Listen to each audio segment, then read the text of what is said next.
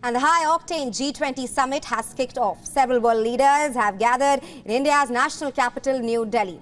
India's Prime Minister Narendra Modi opened the first session of the summit just a short while ago. On his invitation, the African Union formally took its seat as a new member of the G20. While Prime Minister Modi called on bridging the global North-South divide and also spoke about inclusivity. This was during the first session of the summit called One Earth.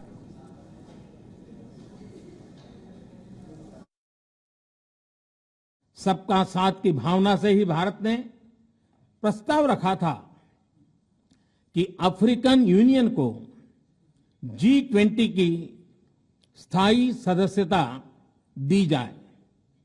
मेरा विश्वास है कि इस प्रस्ताव पर हम सबकी सहमति है। Session 2, called One Family, will take place later. Key bilateral meetings are also lined up. Indian Prime Minister Narendra Modi will hold talks with UK Prime Minister Rishi Sunak, Japanese Prime Minister Fumio Kishida, German Chancellor Olaf Scholz and also the Italian Prime Minister Giorgia Meloni. संवेदना प्रकट करना चाहता हूं। हम प्रार्थना करते हैं कि सभी इंजर्ड लोग शीघ्र स्वस्थ हो। Right. We're also now being joined by Bhaswati Mukherjee, who is a former Indian diplomat. Thank you so much for joining us on WION, Ambassador. Thank you. Happy to be here. Absolutely, Ambassador. Now, how do you see New Delhi trying to relegate the differences over the Ukraine war to the background and push for a resolution on other important issues like climate change and sustainable development? It has been India's consistent position, and the Sherpa also mentioned yesterday at the press conference that as far as India is concerned, the G20 is the world's most important economic grouping. It provides a voice to many important countries who unfortunately are not part of the permanent membership of the Security Council. The G20 today is a body which would offer solutions to seemingly intractable issues relating to global debt structuring, digital infrastructure, climate change, etc. There is absolutely no reason why the G20 final declaration should in any way get stuck on the Ukraine conflict, because it's not a political body in that sense of the term.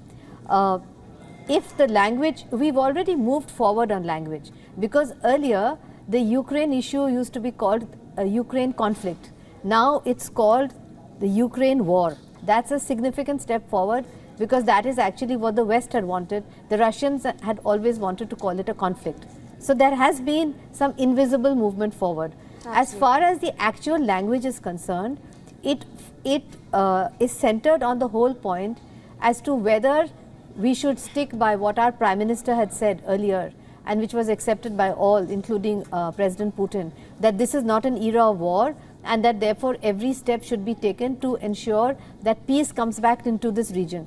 But if those who are involved in arming Ukraine in the manner in which they are doing, some of them are present in Delhi, if they insist that there should be wording that Russia should first give up the territory that it has gained in the war and then come to the negotiating table, that language will not be acceptable to the Russians and to the Chinese. So it all depends on whether the moderate language suggested by the Indian side to the Sherpas would be able to find agreement by the leaders. In that case, there would be a paragraph. Otherwise, it would go into a chairman's summary, which is the normal way that we solve such intractable problems. We bring out the New Delhi Declaration, and in a separate chairman's summary, we have language which most agree upon with regard to the Ukraine war. I have a feeling that perhaps, considering that that President Biden and the EU have promised that they would be reasonable on language, because they want the New Delhi G20 summit to carry something on Ukraine, perhaps, as I said, at the nth moment something might emerge. That is my feeling with regard to the very positive body language that we are seeing on your television screens with regard to all the leaders who are coming in. I think they would want to help Prime Minister Modi to find a way out with language acceptable to all sides. Absolutely, Ambassador. Like you mentioned, the main hurdle for a consensus joint communique remains the differences between the West and Russia over the war in Ukraine. But like you mentioned, is obviously India's moment in the sun today as it hosts the G20 Summit. But what does India's position as the voice of the global South mean for its stature in the changing geopolitical world order in today's time? It means a lot because the fact is that today morning in session 1, the session which is the all-important session opened by Prime Minister, the African Union took its place as a member of the G20. That itself is the most significant achievement of all. And India has spoken for the global South on many issues, including, if you recall, during the pandemic, when we were happy to share our vaccines with the Africans, etc.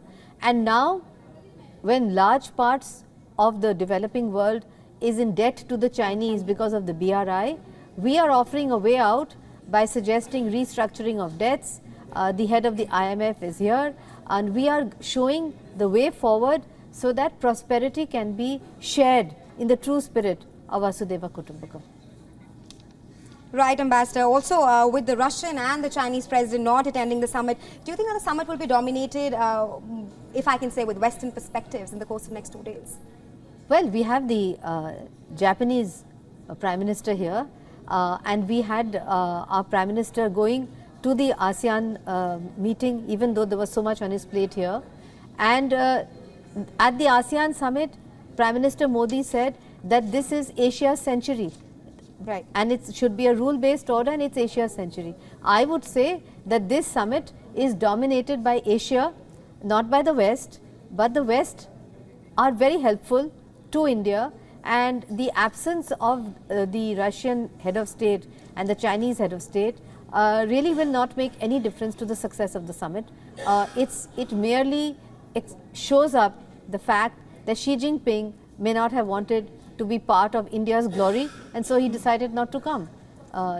That is, I would say, the most charitable way of looking at his inexplicable absence, considering we've heard in the media today that he will be entertaining 2 countries next week in Beijing as honored guests of China. So there was absolutely no reason for him not to come to respond to our invitation to come. Absolutely, Ambassador. Also, on the sidelines of the G20 Summit, there will also be a host of bilaterals that will be taking place. Talk to us as to what does New Delhi aim to achieve with the host of bilaterals. The Indian Prime Minister will be holding at least 4 bilaterals today.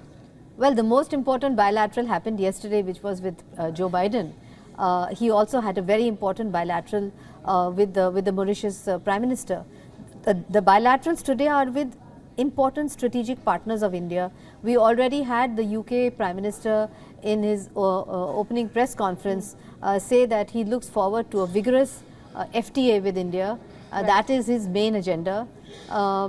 As far as Germany and Italy are concerned, those bilaterals are also very important because we consider the European Union to be our strategic partner, and we have over the years built up a robust relationship with the EU. We have annual summits with the EU. So I think that these bilaterals will be able to ensure that all the language that India wants in the communique, apart from Ukraine, will be smoothly agreed to, because some of those paragraphs relate to development, restructuring of debt, economic issues, etc. Sometimes the West has a different perspective, but I have been informally informed that they are going to go along with the rest of the document. So that's also a big development as far as India is concerned, all these bilaterals. Sometimes the bilaterals overshadow the summit, but in this particular case, the summit itself is very important. And bilaterals happening around it enhance the stature of the summit. Absolutely, Ambassador. Just after the first session gets over, there will be a host of bilaterals that will take place at the Bharat Mandapam. But thank you so much for joining us in WION and sharing insights with us on the G20 Summit. It was Thanks a pleasure. Very much. Likewise. We're still on with the story as the G20 Summit kicks off in New Delhi. Agreement on a major connectivity project is on the horizon. The United States, Saudi Arabia, UAE, India and EU are expected to sign a pact at the G20 to explore building a major railway and port project. Meanwhile, according to the US officials, the planned mega infrastructure project will connect West Asia with India and Europe. An MOU for the same will likely be inked in New Delhi.